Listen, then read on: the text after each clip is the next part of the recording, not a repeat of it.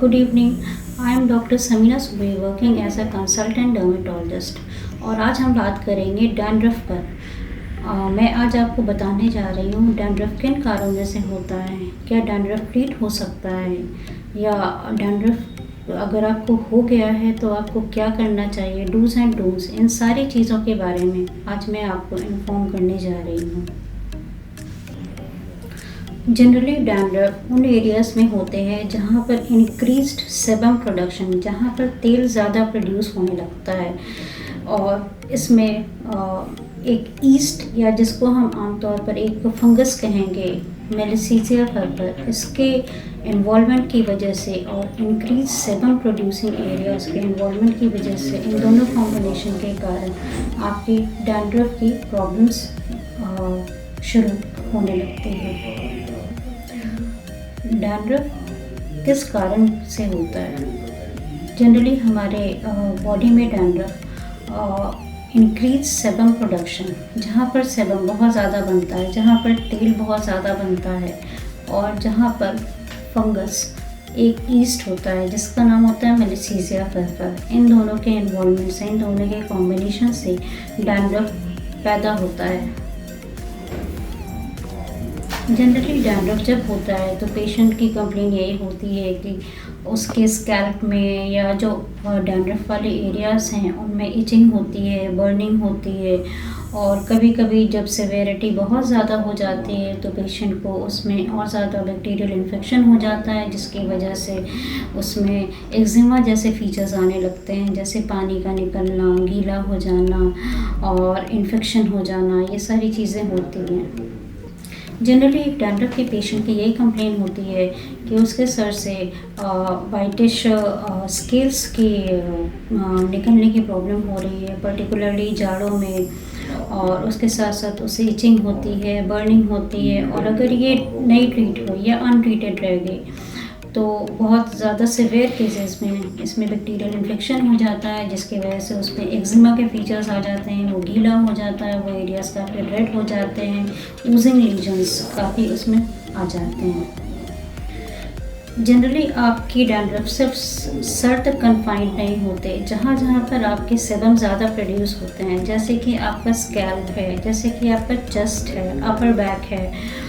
कान के पीछे का हिस्सा है, इन सारे एरियाज़ में बहुत ज़्यादा सेबम प्रोड्यूस होता है, तो इस कारण से यहाँ पर डैंड्रफ का इन्वॉल्वमेंट बहुत ज़्यादा होता है। उसके साथ साथ फेस में भी इसके इन्वॉल्वमेंट देखे जाते हैं, जैसे कि फोरहेड है, माथा है, नोज़ के अराउंड, ये जो फोल्ड्स हैं आपके जिनको हम नेज़ोलेबियल फोल्ड्स कहते हैं, उस एरियाज़ में होता है। मेल्स में बियर्ड एरियाज़ में होता है और इस एरियाज़ में भी हो सकता है जिसको हम सबमेंटल एरिया कहते हैं। तो ये सारे एरियाज़ में डैंड्रफ के इन्वॉल्वमेंट बहुत ज़्यादा होते हैं। कई बार पेशेंट्स की प्रॉब्लम होती है कि डैंड्रफ जो है उन्हें हमेशा बार बार होता रहता है। ऐसा यूजुअली देखा जाता है कि डैंड्रफ का एक क्रॉनिक कोर्स होता है, समर्स में डैंड्रफ ठीक हो जाता है, विंटर्स में डैंड्रफ फिर से एग्रवेट हो जाता है।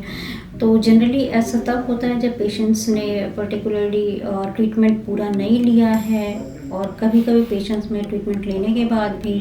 कई बार ये क्रॉनिक कोर्स रन करता है, तो ऐसे पेशेंट्स को भी को ज़रूर से ट्रीटमेंट लेना चाहिए। जब इनिशियल केस में डैंड्रफ होता है तो उसमें माइल्ड स्केलिंग होती है। जनरली वो एंटी डैंड्रफ शैम्पू जो हम यूज़ करते हैं तो उससे क्लियर हो जाता है, बट ऐसी कोई होम रेमेडी नहीं होती जिससे आप डैंड्रफ क्लियर कर सकें। हो सकता है कि आप कुछ होम रेमेडी यूज़ करें, उसे टेम्परेरी बेसिस पर हो सकता है थोड़ा सुधार मिले, but it doesn't get treated. इसके ट्रीटमेंट के लिए आपको पर्टिकुलरली एक डर्मेटोलॉजिस्ट को कंसल्ट करना चाहिए और एक डर्मेटोलॉजिस्ट ही आपको इसमें बेटर गाइड करेगा। जनरली जब हम ट्रीटमेंट इनिशिएट करते हैं तो शुरू के 15 दिन के बाद काफ़ी बेहतर हो जाता है, क्योंकि हम पेशेंट को न सिर्फ शैम्पू देते हैं, उसके साथ साथ और भी खाने की दवाइयाँ देते हैं, लगाने की दवाइयाँ देते हैं, तो 15 दिन के ट्रीटमेंट काफ़ी हद तक सेवेरिटी घट जाती है। लेकिन कभी कभी उसको मेंटेनेंस ट्रीटमेंट पर भी रहना पड़ता है, तो लॉन्ग टर्म तक एटलीस्ट थोड़े और महीने तक उसको एटलीस्ट शैम्पू तो कंटिन्यू करना ही चाहिए, जो एंटी डैंड्रफ शैम्पू एक डर्मेटोलॉजिस्ट लिखता है या जो हमारी फार्मा कंपनीज़ के थ्रू बनाई जाती हैं, उन शैम्पूज़ की बात अलग होती है एक कॉमर्शियल शैम्पू के कंपैरिजन में। आपको जब प्रॉब्लम होने लगे, आपको लगता है कि डैंड्रफ बहुत ज़्यादा हो रहा है या आपको उससे प्रॉब्लम हो रही है, इचिंग है, स्केलिंग है और रेड पैचेस आ रहे हैं, आपको कॉस्मेटिकली अनअपीलिंग लगने लगा है, या आपको जब भी प्रॉब्लम हो तो आप सबसे पहले एक डर्मेटोलॉजिस्ट के पास जाएं और कभी भी ओवर द काउंटर मेडिकेशन ना लें। जब भी आप किसी डर्मेटोलॉजिस्ट के पास जाएं डैंड्रफ की समस्या लेकर के, तो आप इसके लिए बिल्कुल निश्चिंत रहें कि कोई टेस्ट वेस्ट की ज़रूरत नहीं पड़ती है। इसमें एक डॉक्टर अपने नॉलेज के बेसिस पर और आपको क्लिनिकली एग्जामिन करके ही will find out that you are suffering from dandruff. तो आपको एक वो प्रॉपर मेडिकेशन प्रोवाइड करेंगे जिसकी वजह से आपका ट्रीटमेंट हो जाएगा।